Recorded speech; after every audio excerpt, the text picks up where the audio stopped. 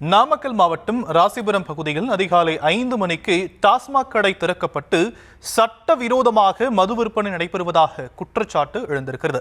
இதனால் கூலி தொழிலாளர்களின் வாழ்வாதாரம் பாதிப்பதாக பலமுறை புகார் கொடுத்தும் காவல்துறையினர் கண்டுகொள்ளவில்லை என்ற பரபரப்பு குற்றச்சாட்டை முன்வைத்திருக்கிறார் சமூக ஆர்வலர் லோகு. அவர் அளித்த பேட்டியை தற்போது கேட்கலாம்.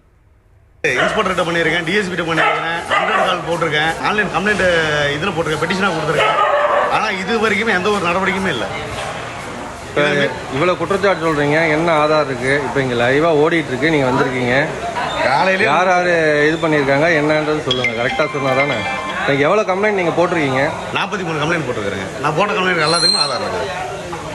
யார் யார் நடத்துகிறாங்க, உங்களுக்கு யார் யார் மேலே என்ன இல்லை இதில் வந்து பார்த்தீங்க அப்படின்னா ராசிபுரம் காவல் நிலையத்துக்கு வந்து பார்த்தீங்க அப்படின்னா மாதம் கண்டா மாமூல் தொடர்ச்சியாக போயிட்டுருக்கு.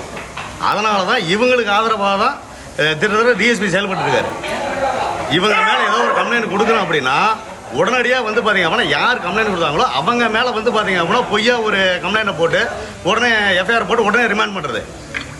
என் கண்ணு முன்னாடியே இவங்ககிட்ட பேரம் பேசி 2 லட்ச ரூபா பணத்தை வாங்கிக்கிட்டு என் மேலே பொய்யா எஃப்ஐஆர் போட்டு திருப்பி எஃப்ஐஆர் ரிமாண்ட் ஷீட்டை வந்து பார்த்தீங்கன்னா ஆல்டர் பண்ணி என்னை ரிமாண்ட் பண்ணுறாரு. இது குறித்தான விவரங்களையும் உடைய செய்தியாளர் கௌரி சங்கர் வழங்க நாம் கேட்கலாம். கௌரி சங்கர், விரிவான விவரங்கள் என்ன? அதாவது ராசிபுரத்தில் தொடர்ந்து 7க்கும் மேற்பட்ட அரசு மதுபான கடைகள் செயல்பட்டு வருகிறது. இந்த அரசு மதுபான கடைகளுக்கு அருகே செயல்படும் பார்களில் காலை 5 மணி முதலே அதாவது சட்டவிரோதமாக கூடுதல் விலைக்கு மது விற்பனை செய்யப்படுவதாக பல்வேறு புகார்கள் தொடர்ந்து எழுந்துள்ளது. அது குறித்து செய்திகளும் பலமுறை வெளியாகியுள்ளது. இந்த நிலையில் சமூக ஆர்வலரும் வழக்கறிஞருமான லோகு சரவணன் என்பவர் இது சம்பந்தமாக கிட்டத்தட்ட இதுவரை 40 புகார்கள் வழங்கியுள்ளதாகவும் அவசர சேவை எண் 100 என்ற எண்ணிற்கு இதுவரை கிட்டத்தட்ட ஒரு 20க்கும் மேற்பட்ட முறை புகார் தெரிவித்துள்ளார். இருந்தபோதும் எந்த ஒரு நடவடிக்கையும் ராசிபுரம் காவல்துறை இதுவரை எடுக்கவில்லை என்ற சூழ்நிலை இருந்தது.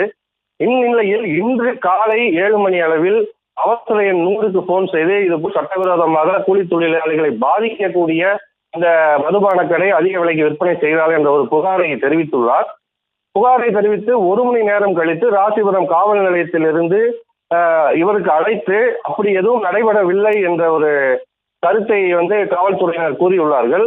இருந்தும் பொறுத்திருந்து 3 மணி நேரம் கழித்து சம்பந்தப்பட்ட அதாவது சட்டவிரோதமான மதுக்கடைகளுக்கு நேரடியாகவே சென்ற சமூக லோகு சரவணன் அங்கு இந்த சட்டவிரோத மதுபான கடைகள் அதாவது கும்பலாக கூட்டமாக நடைபெறுவதை வெளிச்சத்திற்கு கொண்டு வந்தார். மேலும் இவர் நம்மிடையே கூறுகையில் பல பயங்கர அதிர்ச்சிகரமான தகவல்களையும் தெரிவித்தார். இந்த சட்டவிரோத கடைகள் என்பது முழுக்க காவல்துறையுடைய அனுமதியோடு தான் நடைபெறுகிறது. தற்போதைய விவரங்களுக்கு நன்றி கௌரி சங்கர்.